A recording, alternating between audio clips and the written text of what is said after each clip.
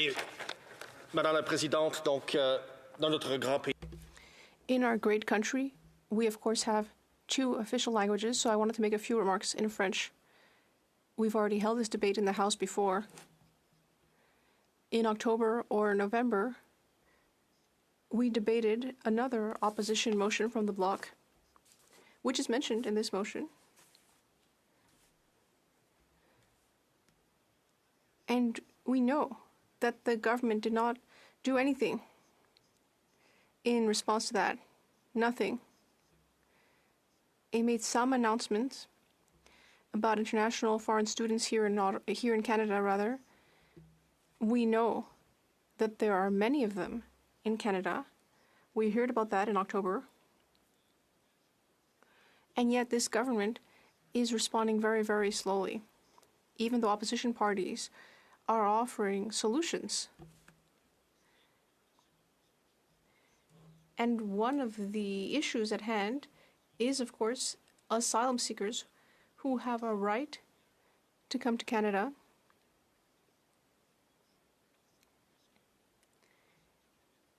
And we know that the Premier of Quebec, Premier Legault, had to write a letter to the government in January, nearly 4 pages, because if there were consultations, well, Premier Legault was not listened to, clearly, since he had to write a letter.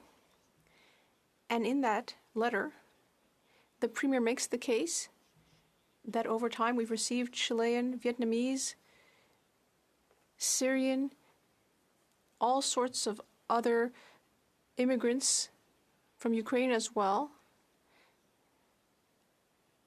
But we know that there's one specific problem. In 2016, this government removed the obligation for Mexicans to have a visa to come to Canada. So now we know that there is an ETA system. You can just get for $7 or $8 an authorization online to come to Canada. So we know that at the Montreal airport, thousands of asylum seekers make their claim after arriving. So the only purpose of their travel to Canada was to make that claim. In 2016, there were about 250 asylum seekers.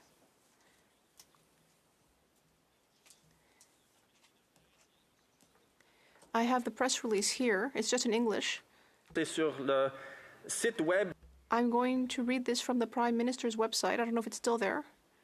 This is from 2016, June 28th. Closer collaboration between Canada and Mexico on mobility issues will also help encourage travel between the two countries while preventing any increase in asylum claims or other irregular migration. Officials plan to meet regularly to promote these mutual interests. C'est passé de 250. So it went from 250 asylum seekers in 2016 to, in 2023, tens of thousands of claims.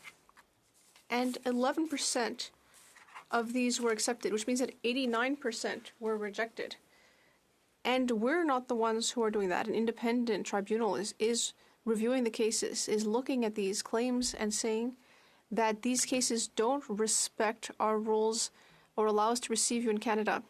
So when I asked the minister about this, when I look at the 2016 press release, we were told that systems would be in place to prevent asylum claims from going up. I asked the minister yesterday, I asked him to give us examples of programs and actions that have been taken to ensure that asylum seekers who come from one country, in this case Mexico, that we can ensure that they won't present a false claim. There are people, 11% were accepted, and yesterday the minister said it's higher, it's 30%. This is a debate about numbers. Perhaps he can give the committee numbers. But even with those numbers, that would mean 70% of people were rejected. But they came here because the visa was taken off. So the question is, what is the government doing? There's no program. The only example the Minister of Immigration was able to give me was pandemic-era programs, public policies from December, a month and a half ago, that were taken away because they were deemed no longer useful. In 2016, there was no pandemic. It began in 2020, so it had no relationship. There is no example to give to the committee as an example of what was done to stop this. And in the minister from Premier Legault, he talks about the cost of these decisions, hundreds of millions of dollars. This is a cost in human lives as well. People who came to Canada who thought they would be able to make an asylum claim for a number of reasons. For Premier Legault, he says, the 11 first months of 2023, there were 29,000 new asylum seekers in Quebec, and 65,000 is the projection for this year in Quebec. And it continues. With all of those claims, there's a cost, there's a human cost, real people who will be affected by the negligence of the Liberal government, two immigration ministers criticizing each other publicly to lay blame on who created problems in immigration and housing. And now we have articles, and I'll talk about two, from Romain Chouet, who said that immigration cartels, a network of smugglers and false passports linked to organized crime in Mexico, increasingly involved in trafficking at the Canadian-American border. Two Mexican cartels, Sinaloa and Jalisco New Generation, which are partly linked to human trafficking. And the government hasn't been able to explain a single program. As for one program, just one, any one, that the minister could name, and there wasn't a single one.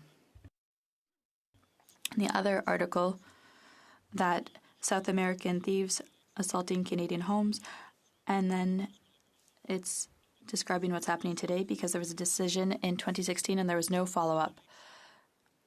And this is an example that I want to give because it's about the same thing that happens with these reports to Parliament that are provided for permanent immigration, as the minister said, tabled in the House every November.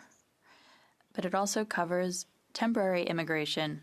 There are many people who come to Canada as immigrants temporarily. They come to work, they come to study. Many of them change their status from temporary to permanent. About half of what I see from the department, what they gave me as information, temporary immigrants, about half of them become permanent immigrants through programs like the provincial nominee program, like the construction worker program. There are a number of them. About half of that number are people who are already here in Canada, who have housing, who rent, who've bought something, and they just changed their status.